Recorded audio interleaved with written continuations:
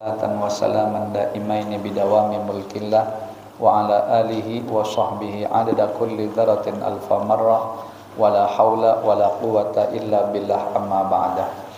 Para ketua, para sesepuh yang hadir yang sama-sama kita muliakan, begitu pula Bapak Ketua beserta pengurus yang juga sama-sama kita muliakan, dan Shahibul Bait beserta seluruh keluarga dan seluruh jamaah yang hadir, yang mana semuanya saja kita doakan mudah-mudahan senantiasa diberikan Allah panjang umur fi sihhatin wa afiyah, di dalam ketaatan kepada Allah Subhanahu wa taala. Allah mudahkan seluruh urusan-urusannya, Allah kabulkan segala hajat baiknya, Allah lancarkan rezekinya yang halal dan thayyiban, Allah istiqomahkan menapak di jalan yang diridhai oleh Allah dan Rasulnya, dan mudah-mudahan semuanya beserta seluruh keluarga senantiasa dilimpahkan Allah keberkahan hidup lahir batin dunia dan akhirat. Amin ya rabbal alamin. Kita akan lanjutkan keistiqomahan pelajaran kita, insyaallah sampai halaman 178. Betul ya? Yaitu bisakah kita langsung bersifat hilim? Wabil isnadil ladzi yattasil ilal musannif rahimahumullahu ta'ala wa nafa'ana bi ulumihim wa anwarihim wa asrarihim wa nafahatihim fid darain amin. Bismillahirrahmanirrahim. Bisakah kita langsung bersifat hilir atau tidak mudah marah ya? Padahal kita orang yang suka marah. Rasulullah sallallahu alaihi wasallam bersabda, innamal ilmu bitta'allumi wal hilmu bittahallumi wa may yataharra al khaira yu'tahu wa may yatawaqqa syarra yuqahu. Artinya ilmu hanya bisa didapat dengan belajar, dan hilim itu dengan berupaya untuk jadi hilim. Ya, artinya sifat hilim, sifat tidak mudah marah itu bisa ya kita dapatkan dengan cara berusaha atau berupaya untuk jadi hilim. Ya, artinya ada proses gitu maksudnya. Ya, tidak ada ujuk-ujuk gitu. Ya, kecuali hamba-hamba pilihan yang memang dicetak oleh Allah Ta'ala sedari halusnya itu bersifat hilim. Tapi itu sangat langka. Ya, sebagaimana orang anak orang yang berilmu, kadang anak-anak wali, kalau dia sekilas tidak tapi banyak belajar, lalu kemudian dia bisa mewarisi ilmu bapaknya, ya bisa sebenarnya ya, itu kan jarang yang sedemikian tuh. Sebenarnya dalam pandangan mata kita dia seperti tidak belajar, tapi sebenarnya Allah berikan dia ilmu, mungkin diajarkan oleh bapaknya tanpa sepengetahuan kita ya, bisa jadi melalui mimpi dan lain sebagainya. Nah, barang siapa mengintai kebaikan akan diberikan baginya. Nah, mengintai ini maksudnya berusaha untuk menunggu kesempatan. Ini ada momen di hadapan kita, diintainya, ditunggunya, dia pasti akan diberikan kebaikan itu. Yang macam kita nih misalnya tahu sembahyang subuh nanti itu adalah sebuah kebaikan, lalu kita memang mengintai kedatangan waktu subuh itu, mempersiapkan diri, ingin sekali gitu bangun subuh maksudnya. Akhirnya yang terjadi adalah kita pasang waktu tidur nih, pasang alarm jam, kemudian apa yang kira-kira dipesankan pula dengan kawan, kalau bisa terbangun telat bangunkan aku. Sebelum tidur ngamalkan beberapa wiritan bacaan yang memang di situ disebutkan kalau kita ngamalkan insyaallah mudah bangun subuh. Itu namanya mengintai.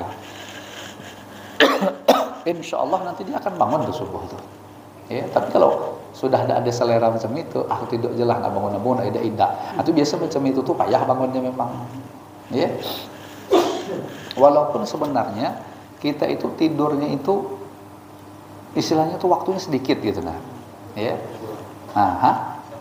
Iya, jam 1 belum apa-apa, saya terus terang biasa kadang-kadang tuh bangun bangun pula, tidur jam 2, lalu kemudian jam 4 harus bangun, memang terbangun dia ya, itu semuanya dengan pertolongan Allah, karena mungkin Allah melihat kesungguhan kita. Nah, ibaratnya seperti itu. Kemudian barang siapa memelihara dan barang siapa memelihara dari kejahatan akan dipeliharakan baginya. Nah sama nih urusan kejahatan. Kalau dia berusaha sekuat tenaga untuk menghindarkan dirinya daripada kejahatan dan diupayakannya memang untuk menghindarkan itu, mesti Allah akan hindarkan. Nah di sini dibutuhkan apa? Kesungguhan dan kejujuran hati. Nah, kenapa kita bisa kadang-kadang tuh timbul tenggelam.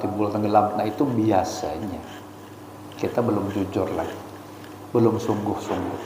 Karena Allah sendiri bilang dalam Al-Quran, man jahadu fina lanahdiyannahum subulana. Siapa yang bersungguh-sungguh di dalam jalan kami, lanahdiyannahum, kami tunjukkan beberapa jalan, bukan satu. Jadi kata ulama dari ayat ini memberi satu isyarat, sebenarnya kita ini sangat kuat sekali berpotensi menjadi orang baik, menjadi orang yang lurus, menjadi orang yang benar. Yang jadi masalah tuh kita tuh tidak ada sungguh-sungguh, itu aja. Kalau kita memang betul-betul sungguh-sungguh dan kita memang jujur, pasti ditolong Allah. Walaupun mungkin ibaratnya itu cara melangkahnya itu harus dengan adanya semacam kayak perintangan, ya, ada kayak semacam harus ujian, itu jelas lah. Namanya jalan menuju Allah itu bukan perkara yang murah. Nah, jadi nanti akan ada semacam godaan segala macam itu tadi. Nah, tapi asal kita jujur tuh akan selalu tetap ditolong Allah. Jadi kata orang tuh walaupun harus terseok-seok begitu, tetap akan ditolong. Nah, yang penting tadi apa? Sungguh-sungguh dan memang jujur menginginkan itu. Bahkan kalau tidak salah nih ya, Guru Bahit nih dalam sebuah pengajian tuh beliau menukil pendapat ulama, lupa saya ulama itu. Orang tuh asal benar-benar dianya sungguh-sungguh, selama 40 hari yang ada dalam otaknya itu hanya urusan akhirat. Urusan akhiratnya bukan berarti tidak berkecimpung sama dunia, namun tetap niatnya ke akhirat. Macam kita bekerja hari-hari kan mau kita bekerja, ya. Tapi orientasinya kata orang tuh tujuan utama bekerja tuh untuk akhirat. Bekerja mencari nafkah istilahnya. Kalau dapat duit untuk menutupi kebutuhan rumah tangga supaya membersihkan hati kita, tidak berharap kepada orang, ibarat itu. Nah, kalau ada lebih mungkin dilakukan untuk melakukan kesunahan kayak bersedekah, silaturahim, ziarah dan lain sebagainya. Bentuknya yang digawinya pekerjaan duniawi, namun sebenarnya itu akhirat. Jadi ada ilmu baru saya dapatkan kemarin tuh waktu mendengarkan ceramah beliau tuh. Sebenarnya kata beliau, yang paling mudah merumuskan mana akhirat mana dunia itu adalah asal digawi sebelum mati dunia tuh. Walaupun ibadah sebenarnya itu dunia, cuman karena tujuannya tadi ibadah ini mengincar pahala di akhirat, ulama tidak ada lagi membahasakannya itu dunia, langsung dibahasakan secara bahasa akhirat, padahal itu dunia. Jadi macam orang sholat, macam sekarang nih kita nuntut ilmu, itu dunia sebenarnya, ya.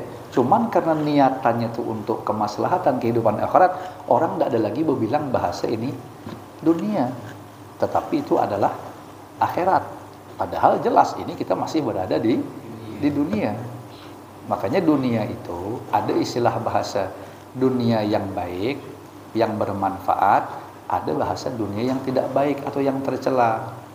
Setiap dunia itu dipakai untuk sesuatu yang baik, langsung spontan terubah namanya menjadi akhirat. Padahal dia dunia juga. Ya. Nah, makanya kan kalau tidak salah nih dalam sebuah hadis Rasul mengatakan hubbiba alayya min dinikum as-shalah. Kalau tidak salah begitu. Mohon maaf nih kalau saya keliru baca. Artinya dicintai dari dunia kalian tuh bagiku itu adalah sholat. Dari dunia kalian berarti sholat termasuk dunia. Nah cuman karena itu tadi dia itu membawa kemaslahatan si sholat nih tadi untuk kehidupan kita di akhirat, maka langsung secara spontan namanya berubah jadi akhirat, padahal sebenarnya dia dunia. Nah jadi Ketika dunia ini sifatnya melalaikan, baru itu yang kebanyakan dikehendaki dengan istilah bahasa dunia.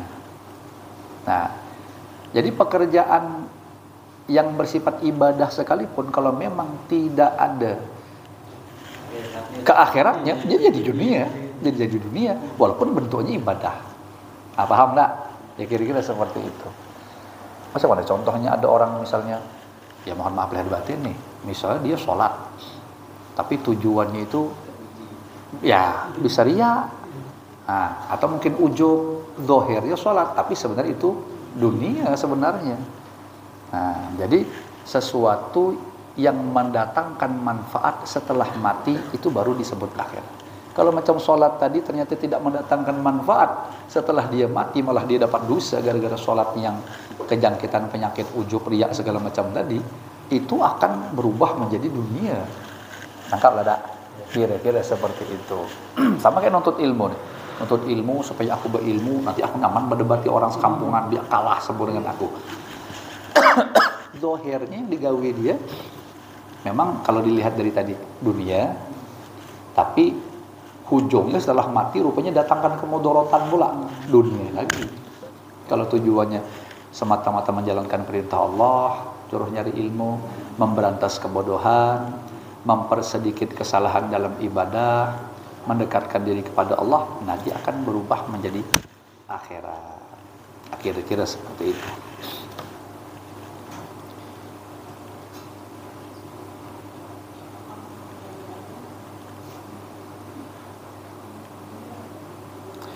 Untuk mencapai itu ya.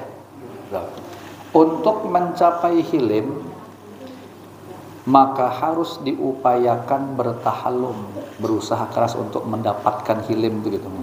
Ya, pokoknya itu seperti yang kita bahas dahulu. Orang kalau yang memang betul-betul ingin dimatangkan Allah sifat hilimnya, sifat tidak pemarahnya, itu mesti dia akan berdentum, akan sering sekali berhadapan dengan perkara-perkara yang pada umumnya akan menyebabkan marah. Karena terbiasa mengolah hati tidak marah, baru dia bisa menduduki sifat hilim itu. Saking keseringan istilahnya. Kalau sesekali ada bisa. Iya, sama kayak orang disebut sabar itu tak karena sering betul mendapatkan bala musibah. Lalu disikapi dengan baik, dengan tenang, ketuhukan sudah. Jadi hari biasa. Ya. Macam bini kita awalnya kita kawin sama bini, rupanya sifatnya cerewetan. Itu awal-awal payah nak sabar. Tapi karena sering betul sudah, biasa dah wataknya macam itu. Iya, jadi biasa. Istilahnya begitu.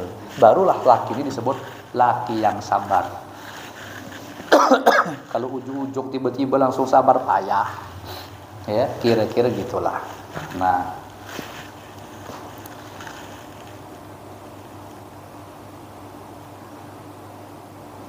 dengan menahan amarah sehingga akhirnya hilim dapat menjadi kebiasaan atau tabiat.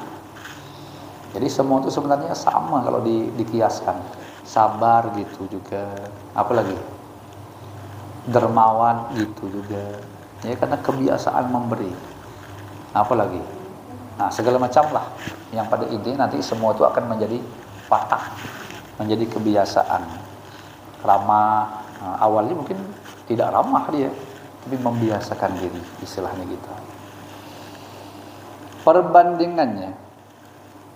Perbandingannya yaitu bahwa Allah Ta'ala yang menciptakan kita, maka yang memelihara juga memberi rezeki seluruh manusia. Jika kita maksiat, Allah Ta'ala tidak langsung marah dan menyiksa kita maksudnya. Sedang kita dengan orang lain, kalau ada yang menentang kita, apa jasa kita terhadap mereka sehingga kita marah itu. Ya, kita harus marah itu kenapa itu? Rezeki adalah yang dimakan dan yang diinfakkan. Allah Ta'ala saja yang memberi segalanya kepada mereka, tidak langsung marah. Ini beliau itu nasihati kita supaya tidak cepat marah tadi.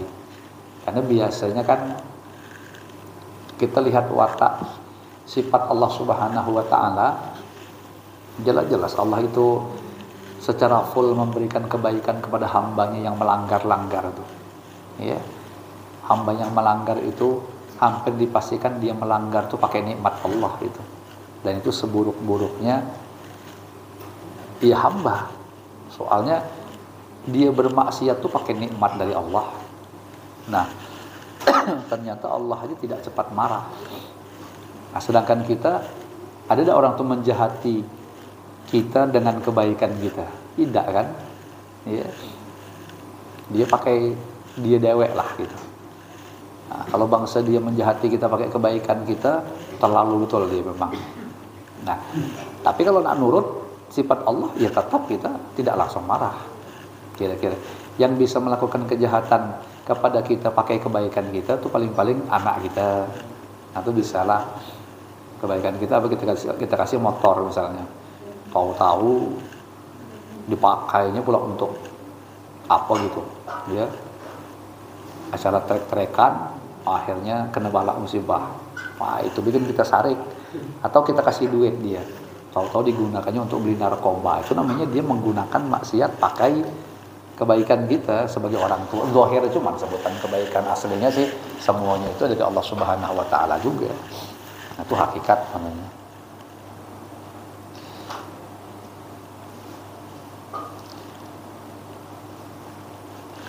Imam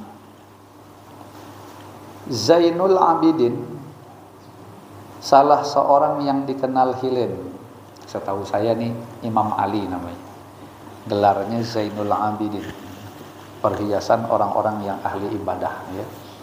Karena salah satu gelar beliau ini As-Sajjad, orang yang banyak sujudnya, sehingga dikatakan itu setiap malam itu berapa? 1000 rakaat kalau tidak salah beliau bisa sholat, ya. Saking banyaknya sujud. Suatu ketika beliau dicaci maki oleh orang-orang. Nah, ini artinya memberi isyarat orang yang sebaik macam beliau aja dicaci maki orang, apalagi orang sekelas kita. Jadi kita tuh kalau berharap dengan model potongan kita seperti ini, ala kadar ini, lalu berharap semua orang suka sama kita, angigau berarti. Ya. Itu dah yang pernah dah Bapak dengarkan sama Ibu keterangan Nabi Musa itu minta supaya terhindar daripada sambatan orang. Memohon kepada ya Allah, tolonglah bikin aku nih aman daripada sambatan orang. Bah, kata Allah, jangankan kau aku jadi sambatinya. Kurang aku tuh apa? Kata Allah, aku ini Tuhan, aku jadi sambati hambaku. Nah, aku dibilang anak lah, dibilang bebini lah, ya kan? Nah, apalagi yang kurangnya gitu. Jadi di situ Allah ngajarkan tidak bisa. Udah kalau disambati orang tuh terima aja lah pokoknya. Zahirnya orang awam akan melihat sambatan itu sesuatu yang menyakitkan. Ya, memang dimaklumi. Tapi kalau basyarah itu tembus, orang-orang yang arif itu tidak akan pernah lagi merasa sambatan itu sebuah keburukan. Mereka langsung melihat hakikat bahwa sambatan orang itu justru adalah kebaikan. Kenapa? Karena yang dilihat dia adalah orang itu transfer pahala. Justru makanya kalau orang yang awam disambati orang, sarik pasti. Kalau dia bisa agak bagus sedikit, ngempet tuh dia. Nah, tapi kalau orang arif langsung bersyukur. Iya, dia langsung mengucapkan alhamdulillah. Kenapa? Masuk pahala dak wayah-wayah ibadah. Nah, jadi dia semakin banyak disambati, semakin senang. Nah, mau beda kelas kita. Tapi bisa tidak kita mencapai gitu? Bisa, kalau ditolong Allah. Nah, jadi sebenarnya kasus itu sama. Yang membedakan itu adalah kudrat iradat Allah berkehendak. Kita jangan pula bilang, aku nih karena sudah ketuhukan, sudah keseringan, maka aku terlatih bisa begini. Salah dalam pandangan tauhid. Karena masih kitanya ada. Yang muncul itu memang dari dahulu 50.000 tahun sebelum Allah menciptakan jagat raya ini, Allah sudah mengkodok, sudah menetapkan bahwa garisan kita tuh akan dapat. Jadi mereka para arif tuh mereka sudah memandang itu apa ya? Yang sudah dari kudrat iradatnya Allah yang berkehendak menjadikan mereka seperti ini. Jadi bukan karena upaya mereka sama sekali, sekekentil pun tidak ada. Makanya aku ini bisa sugih macam ini. Wah, payah dulu tuh aku begawi. Wah, karena rajin begawi inilah. Oh, aku pelajari ini. Nah, itu dia masih terhijab berarti. Karena dia merasa kesugihan itu didapatkan dari daya upaya dia. Aku ini sekolah tinggi bang dulu tuh. Ilmu perbisnisan ibarat. Kalau orang arif tidak mau lagi, sudah dianya kosong. Yang ada tuh aku gini nih, semata-mata karunia Allah dengan kudrat iradatnya. Andaikan disebut aku menempuh pendidikan, loh pendidikan itu juga Allah yang memfasilitasinya. Jadi posisi dia kosong. Orang arif tuh pasti kosong. Seketika seseorang tuh masih memandang aku, di saat itu sebenarnya dia masih berstatus syirik. Karena dia masih mempersekutukan ada selain Allah yang juga bisa berdaya upaya. Padahal kita belajar la haula wala quwata illa billah. Itu dilatih itu tuh. Itu tuh yang dilatih. Jadi ingatlah, disitulah mengajarkan kita tidak ada ceritanya kita tuh punya jasa-jasa tuh baik ke diri kita sendiri ataupun ke orang lain tuh tidak adil, kosong. Ya. Semua akan dibalikkan kepada Allah Subhanahu wa taala. Nah, kalau orang yang fana tuh diri dia sendiri pun sudah tidak terpandang lagi. Kayak ada Allah, ya. Nah, seluruh pergerakan alam semesta Allah. Kalau kita masih merasa kita berjasa, berarti kita masih bermasalah tuh tauhid. Lagi mungkin dia tuh kemarin kalau tidak ada aku, payahlah bilang kan. Hancur dia tuh, mana ada apa-apanya dia tuh, mana bisa apa-apa dia tuh. Akulah kemarin yang tuhuk betul tuh. Berarti kau masih merasa ada kau. Ya, ibaratnya gitu. Nah kita tuh melatih. Jadi ya terus terang Bapak Ibu dirahmati Allah. Coba betapa indahnya kita renungkan takdir Allah tuh ingin memperkenalkan hakikat diri kita. Kan dalam sebuah makalah itu disebut man arafa nafsah faqad arafa Rabbah. Siapa yang mengenal dirinya, maka dia akan mengenal Tuhannya. Betul kan? Nah, itu kan maksudnya siapa yang mengenal kehambaan dirinya, bahwa dia itu sebenarnya tidak ada apa-apanya. Dia akan mengetahui bahwa andaikan sekarang kita ini menjadi apa-apa, itu murni peranan Allah Subhanahu wa ta'ala. Allah yang menyokongnya, Allah yang membantunya, Allah yang memberinya kekuatan, Allah yang menopangnya. Sehingga diri dia tidak merasa lagi ada. Nah, bukan dirinya tidak ada, merasa adanya Tuhan yang jadi masalah tuh. Kalau dianya ada lah, aku buktinya gitu sembahyang aja. Niatnya pasti aku. Lah, dari mana Ustaz bilang, lah coba aja suruh orang sembahyang sholat itu macam mana niatnya? Usolli, sahaja aku sholat, lah akunya ada. Cuman aku yang mana? Aku yang sudah masuk makom jam'i. Aku yang masuk makom jam'i itu ada pada kata nasta'in. Bapak pernah tidak mendengar istilah makom tafriqah sama makom jam'i? Tidak pernah dengar ya? Nah, sini saya jelaskan. Kita mau bagi ini. Di suratul Fatihah itu ada kita membaca satu ayat. Nanti di ayat itu akan terdapat dua makom kedudukan hamba, yaitu pintangan ayat iyyaka na'budu wa iyyaka nasta'in. Sisi awalnya yaitu iyyaka na'budu oleh ulama apa ya sebutannya? Bisa dikatakan ulama ahli suluk kah, atau ulama tauhid kah, atau ulama ahli hakikat, terserah lah ya bahasanya. Itu disebut makom tafriqah. Makom tafriqah itu makom pemisahan antara hamba dengan Allah. Hambanya ada, Allahnya ada. Makanya ada bahasa iyyaka na'budu, hanya kepada Engkau kami menyembah. Berarti Allahnya yang disembah ada, kami yang menyembahnya juga ada. Seakan-akan tafriqah jadi terpisah. Tafriqah itu maknanya terpisah. Pemisahan antara sisi hamba ada, sisi Allah ada. Nah, untuk menjamekkan, mempersatukan itu tadi masuk ke makom jami, yaitu yang kedua, yaitu dilanjutkan wa iyyaka nasta'in, hanya kepada Engkau kami memohon pertolongan. Artinya kita di depan tadi bisa menyembah Allah tuh, kita tidak akan pernah bisa menyembah Allah kecuali melalui pertolongan Allah. Jadi bujur, kita memang menyembah Allah, tapi tidak bisa kalau tidak ditolong Allah. Nah, paham tidak? Kita nuntut ilmu ini sebutannya kita. Tapi kalau tidak ditolong Allah, Allah ngasih sehat, ngasih fasilitas, ngasih akal, ngasih kuping bisa dengar. Kalau ngasih mata, tidak dikasih pun masih bisa lah datang ke majelis walaupun ngandalkan kuping. Tapi kalau tidak ada kupingnya, tidak kena ngapain ke sini. Bawa saya butuh, Ustaz bagi sahabat tuh kata kawan. Jadi percuma kan? Lah siapa yang ngasih itu semua? Nah itu namanya makom jam'i. Artinya keberadaan aku yang menyembah Allah tadi tidak akan pernah bisa lepas dari Allah Subhanahu wa taala. Itu namanya makom jam'i. Paham enggak? Jam'i. Ya, makom jama' gitu. Nah, jadi walaupun sebutannya hamba ini ada, kitanya kah, aku kah, sebutan aja. Tapi aku yang tidak akan pernah bisa lepas dari Allah Subhanahu wa taala. Tidak lepas dari apa? Dari pertolongan, dari bantuannya, dari topangannya, ya, dari fasilitasnya. Tidak akan pernah bisa lepas. Sehebat apapun hamba, tidak akan pernah dia lepas. Nah, kalau bapak dan ibu mampu, saya ingat bahasa Jawa dia, menggatuk kan, apa bahasa itu? Merasakan makom jam ini, maka akan bapak saksikan alam semesta ini tidak akan bisa eksis, tidak akan hidup, tidak akan lestari kecuali dia ditopang sama Allah Subhanahu wa taala. Ketika bapak mampu mendarah dagingkan itu dalam hati bapak, asalnya sesuatu, tidak bisa lepas dari Allah.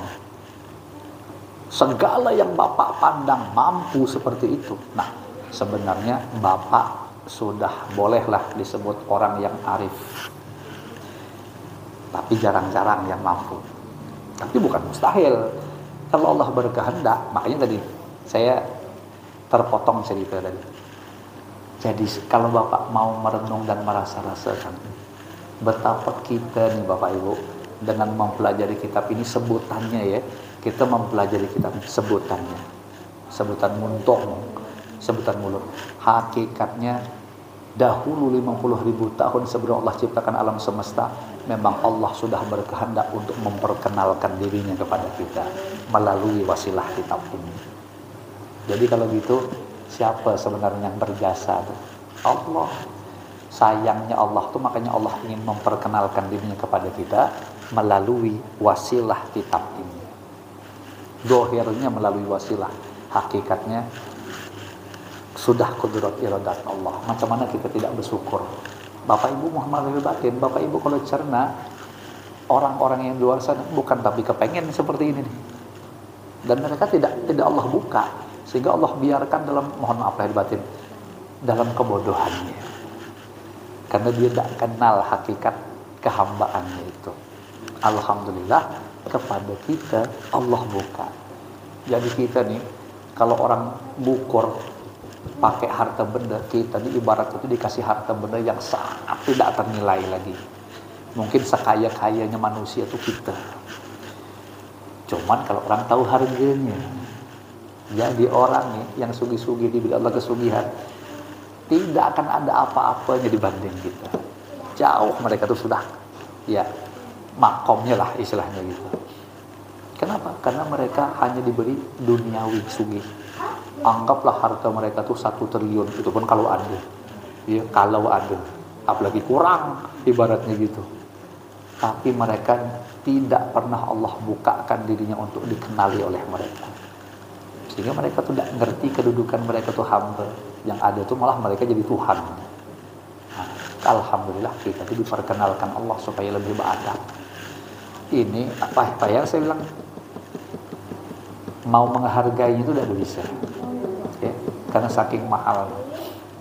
Jadi kalau kita tuh diri kita kah, keluarga kita, anak kita diberi Allah yang model kayak begini, aduh beruntung ya, beruntung.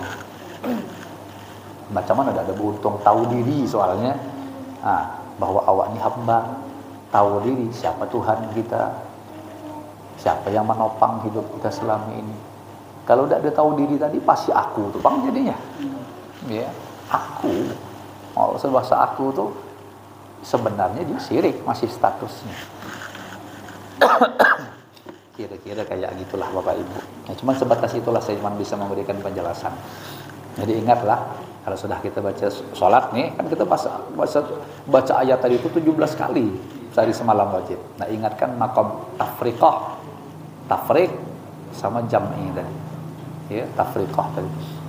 Jadi Bapak silahkan nanti menyebut hanya kepada Engkau kami menyembah. Kalau diluaskan maknanya hanya kepada Engkau kami beribadah atau mengabdi bahasa umumnya. Ngabdi gitu kan tidak hanya sholat. Kita mencari rezeki yang halal untuk kebutuhan rumah tangga, itu ngabdi juga. Tapi ngabdi yang wa iyyaka nasta'in, yang tidak akan bisa lepas dari pertolongan Allah. Nah, Cik Lim ngimsi mencari rezeki, tidak akan bisa Cik Lim mengeluarkan tatanan bahasa yang indah kalau tidak ditolong oleh Allah Subhanahu wa taala. Betul kan? Nah, macam saya nih, bisa menyampaikan pengajian, menyampaikan begini.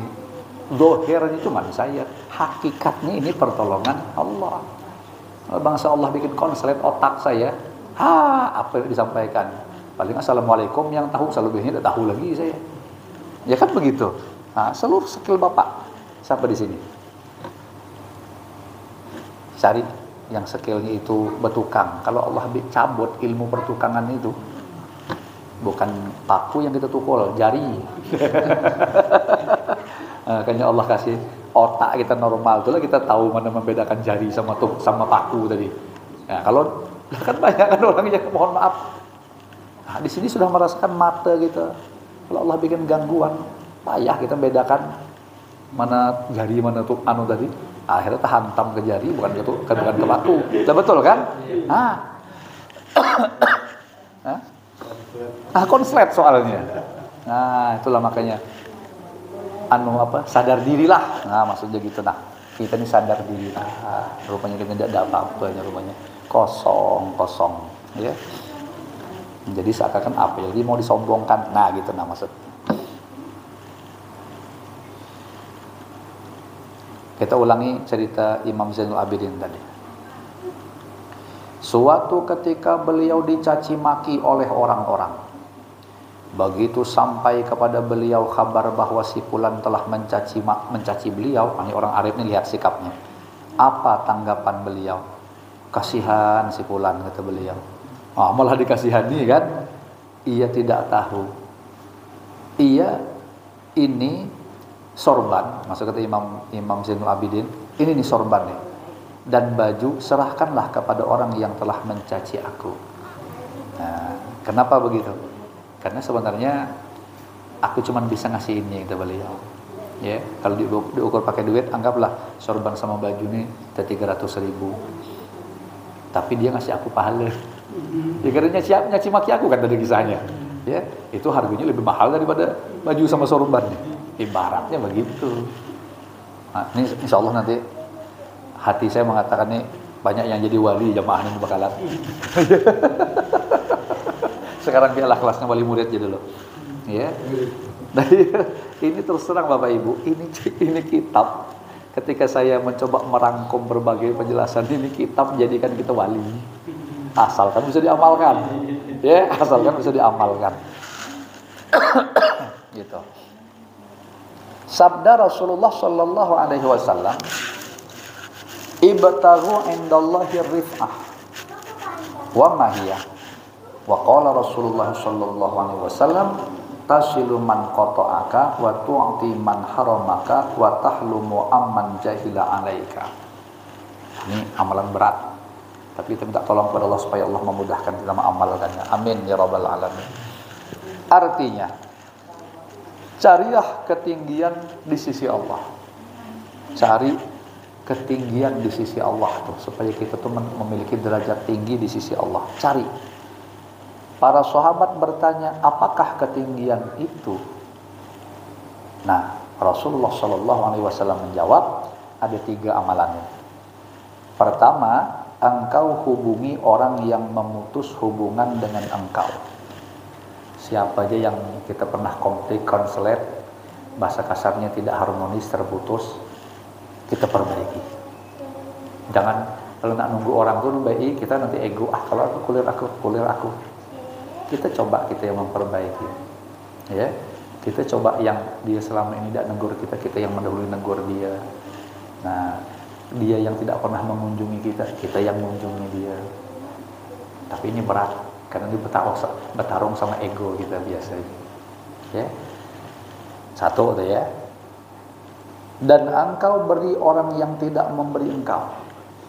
Oh, ada orang memang tidak suka beri kita, bahkan kita tahu hak kita dihalanginya lagi malah. Ya.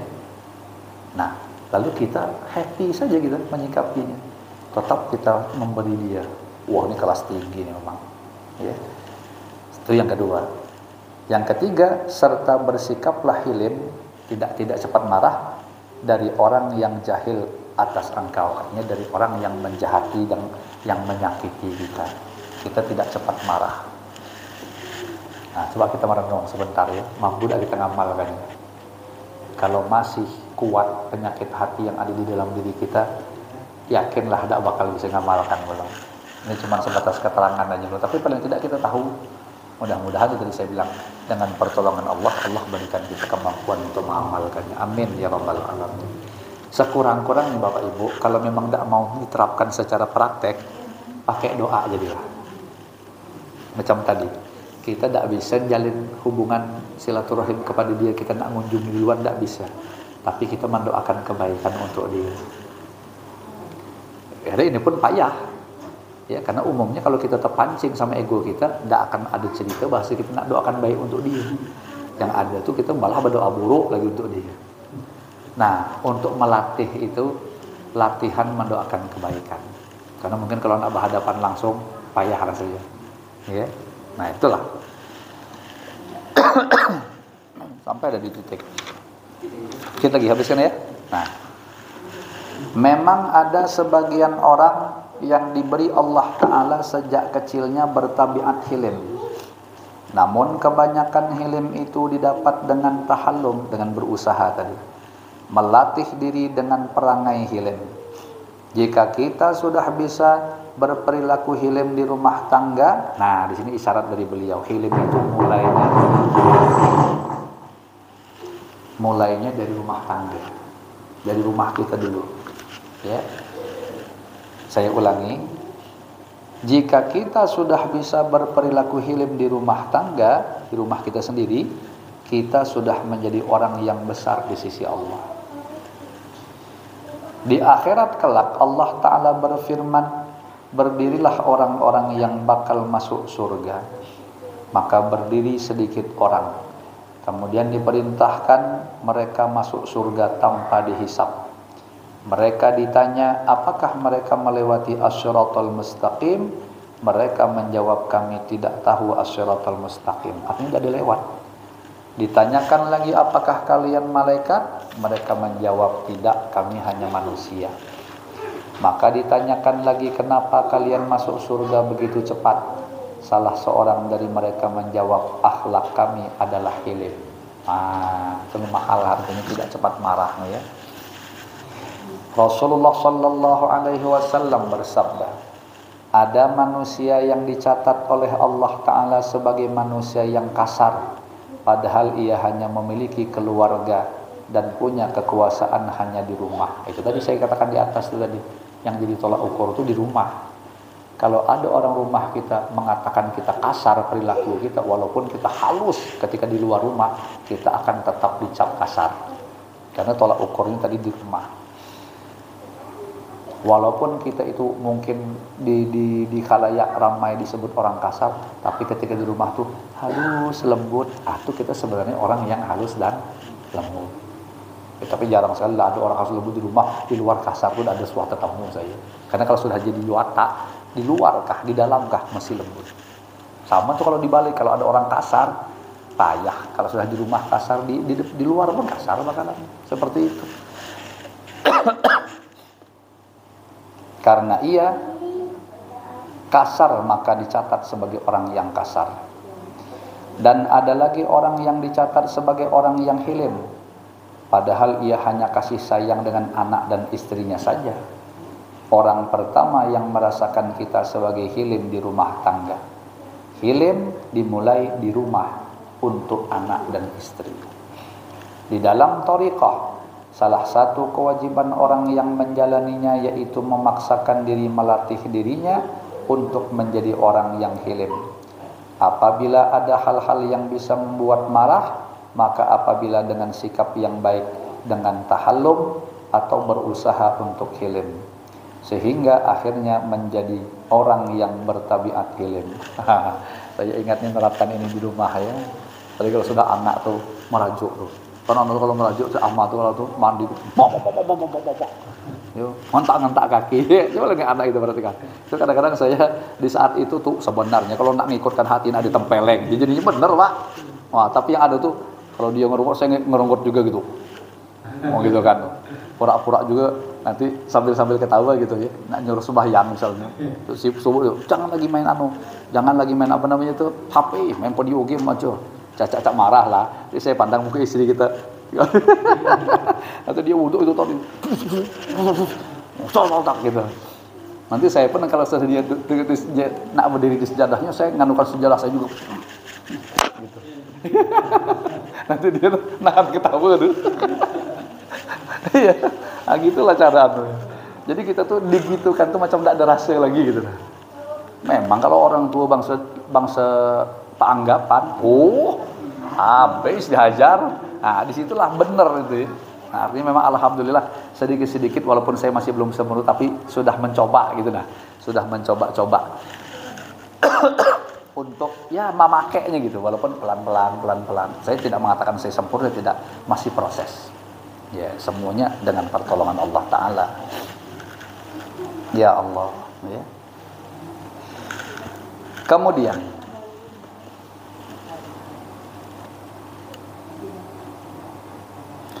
apabila, betul itu?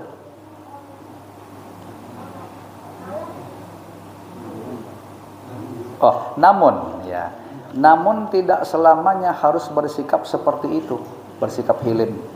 Terkadang ada saatnya untuk mengambil tindakan, untuk memberi peringatan dan mendidik. Tidak semuanya. Kadang-kadang penting juga sedikit keras atau tegas lah bahasanya. Ya, itu tengok-tengok keadaannya gitu. Allah Ta'ala tidak membiarkan orang-orang yang berbuat maksiat semaunya.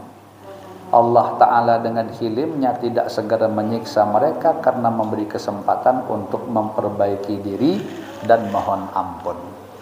Nah, kalau sudah ada juga baru Allah ajar ya begitu. Ya, itulah kita harus ngikut. Doa Rasulullah sallallahu alaihi wasallam, Allahumma aghnini bil ilmi wa zayyinni bil hilmi wa akrimni bil taqwa wa jammilni bil afiyah. Ada 4 poin dia. Artinya, ya Allah, kayakanlah aku dengan ilmu. 1. Yang kedua, dan hiasilah aku dengan hilim. Yang ketiga, dan muliakan aku dengan takwa. Yang keempat, serta baguskan aku dengan afiyah. Wah, baguskan aku dengan afiyah. Wallahu a'lam bishawab. Mudah-mudahan yang kita kaji seadanya ini dijadikan oleh Allah Ta'ala menjadi ilmu nafi', manfaat berkah dunia akhirat untuk kita semua. Amin ya rabbal alamin.